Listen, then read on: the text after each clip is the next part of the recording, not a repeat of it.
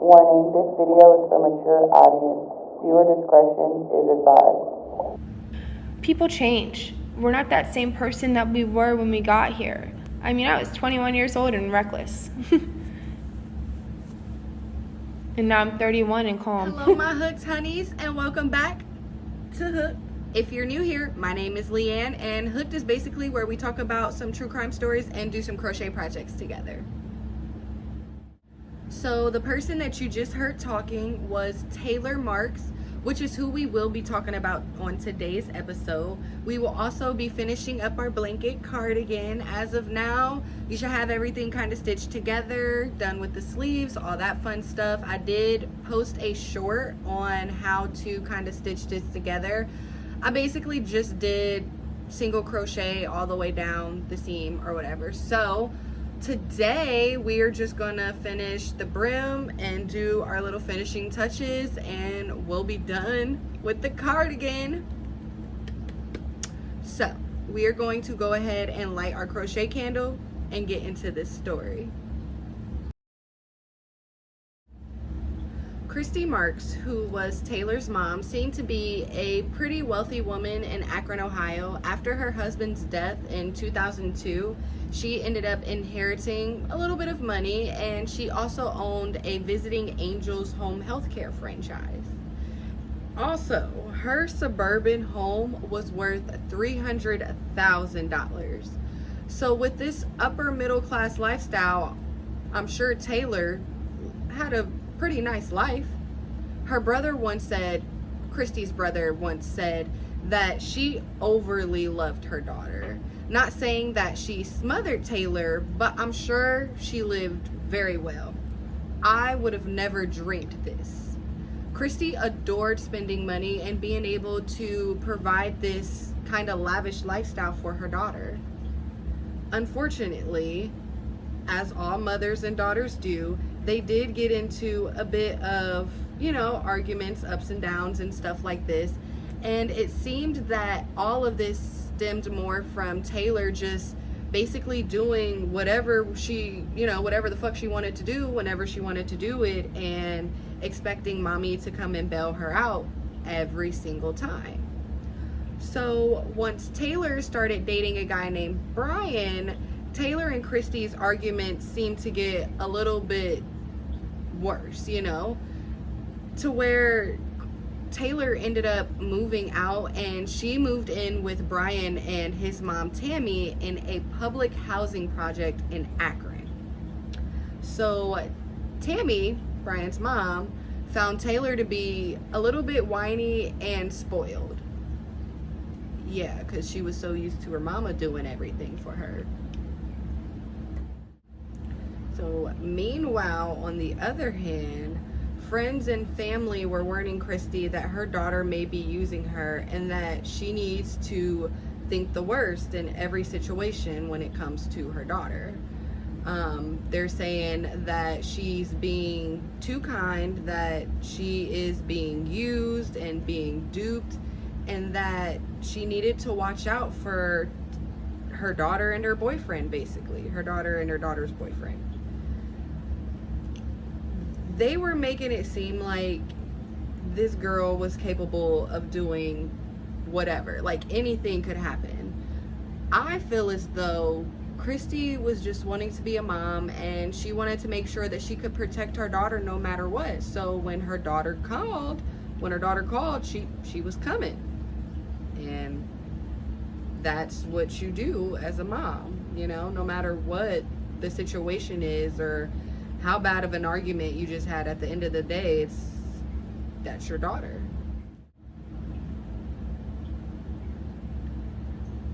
With that being said,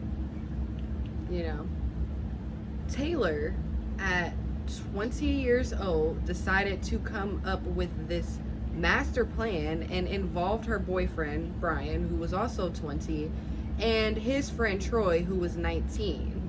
She had this elaborate scheme on how they could get all this money from inheritance by killing her mom, Christy.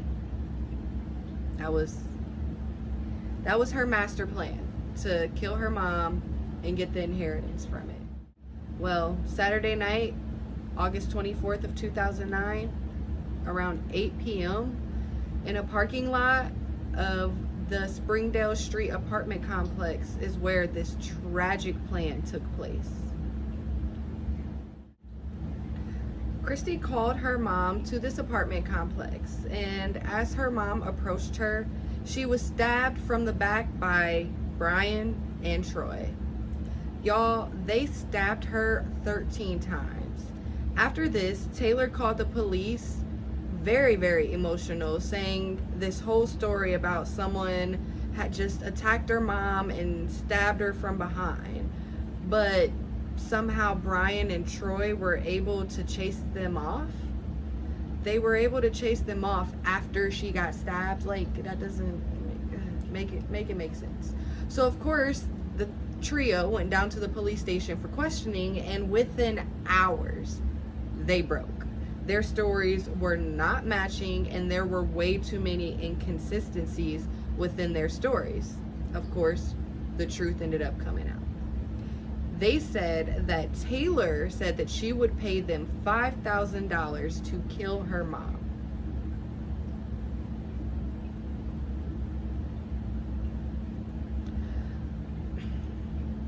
$5,000 to kill her mom.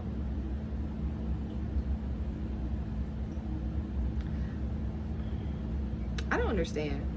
I don't understand why that made sense to her whatsoever, like at all. You had someone kill your mom to inherit her money, even though she was doing everything for you. Even though you were being a little bitch and a little crybaby, and she was still breaking her neck and doing everything for you, you still thought it was a good idea to have someone kill your mom to inherit the money. This girl, she ended up pleading guilty to murder, of course, and she got life in prison without the possibility of parole. Troy, who avoided the death penalty, he ended up pleading guilty to aggravated murder. And Brian, who was Taylor's boyfriend, was also sentenced to life in prison without the possibility of parole. Now, do you guys remember that little snippet I played for you earlier of Taylor talking? Well, that was 10 years after the murder. So I will go ahead and put the link to that video in the description below so that you guys can watch it and make your own kind of opinion from it. But in my opinion, I don't think that she was remorseful at all whatsoever. She's good where she's at. She is perfectly fine where she is. She made that comment about her murdering her own mother. Bitch, what? Like, girl, go the fuck on. What are you talking about? Like, that doesn't even that doesn't go together. That you being reckless and 21 and being reckless, no, you don't kill your mom. What are you talking about? I don't even understand how someone's brain can like get there. You know, like, this woman has been taking care of you your whole life, and that's what you decided to do. Okay.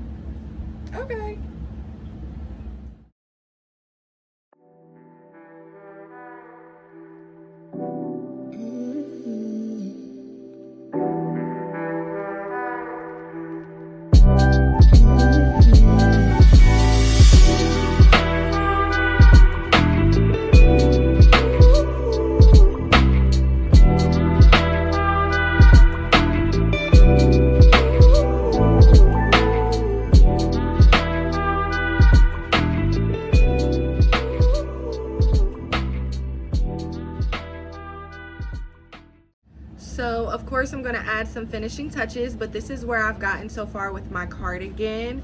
I was thinking about adding some pockets too, so I'll definitely do that. If you guys want to see the finished product of my cardigan, follow me on Instagram at HookedWTrueCrime. Also, check out my Etsy page. I will have the link to that in the description below. And please, please, please, if you enjoyed the video, make sure you like and subscribe because I'm here for you every Wednesday. Love y'all. Bye.